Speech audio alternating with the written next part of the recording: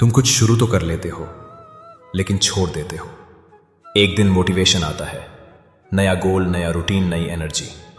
फिर अगले दिन वही पुराना तुम, अफसोस, बहाने, टालमटोल। क्या ये तुम्हारी कहानी है? कल से पढ़ना है, कल से वर्कआउट शुरू करना है, कल से मेडिटेशन करना है, लेकिन कल कभी आता ही नहीं। ये स्टार्ट स्टॉप साइकिल तुम्हारे सपनों की रफ्तार तोड़ रही है। अर्जुन का भी यह संकट था। यह सिर्फ तुम्हारी नहीं, अर्जुन की भी कहानी थी। वो भी युद्ध के लिए तैयार था, लेकिन जब समय आया वो पीछे हट गया। बोला, ना मैं लड़ूंगा, ना मैं कुछ करूंगा। कृष्ण ने गुस्से में आकर नहीं, ज्ञान से उसका मन उठाया और कहा, कर्मण्येवाधिकारस्ते मां फलेषु कदाचन।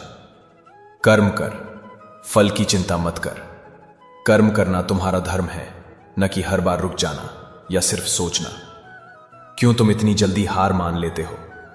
तुम इसलिए कॉन्सिस्टेंट नहीं हो क्योंकि तुम हर काम रिजल्ट के चक्कर में करते हो। जब रिजल्ट ना आए तो मन कहता है, छोड़ दे, इसमें क्या रखा है। लेकिन कृष्ण कहते हैं, कर्मयोग का मतलब है अपने कर्तव्य में लग जाओ, बिना फल के मोह के। कॉन्सिस्टेंसी का जन्म होता है जब तुम फल के बजाय कर्तव्य पे ध्यान देते हो। आलस्य का असली रूट आलस्य सिर्फ थकान नहीं होती, ये एक संस्कार बन जाता है, बरसों से जमा हुआ। जब तुम कुछ नहीं करते तो दिमाग तुम्हें आराम का झूठा सुख देता है और कहता है, थोड़ा और रेस्ट कर ले। कृष्ण कहते हैं, आत्मा ही अपना मित्र है और आत्मा ही अपना शत्रु।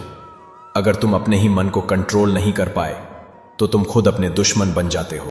कर्म योग इक्वल टू दैनिक अनुशासन। कर्म योग का मतलब है रोज काम करना, श्रद्धा से करना और बिना रुकावट के करते रहना। न हर बार मोटिवेशन ढूंढना, न हर बार नया गोल बनाना, बस जो सही है उसमें निष्ठा से जुड़े रहना।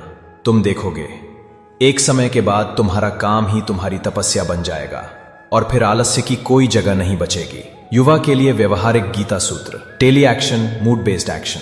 कृष्ण ने कभी अर्जुन से नहीं पूछा तुम्हारा मूड क्या है। उन्होंने कहा, यह तुम्हारा धर्म है, करो। छोटे कदम, दैनिक अनुशासन, रोज थोड़ा थोड़ा लेकिन लगातार। 100 मोटिवेशनल वीडियो नहीं, एक छोटा अनुशासित कदम ही तुम्हें बदलेगा। ज्ञान प्लस कर्म इक्वल टू अविरल प्रवाह। सिर्फ पढ़ना काफी नहीं, सिर्फ करना भी नहीं, समझ के साथ कर्म करना। यह है गीता का संतुलित सूत्र। निष्कर्ष, तुम कॉन्सिस्टेंट तब बनोगे जब तुम अपने काम को एक तपस्या बना दोगे, जब तुम करना शुरू कर दोगे बिना देरी के और रुकोगे नहीं हर छोटी दिक्कत पर। कृष्ण तुमसे कहते हैं, जो व्यक्ति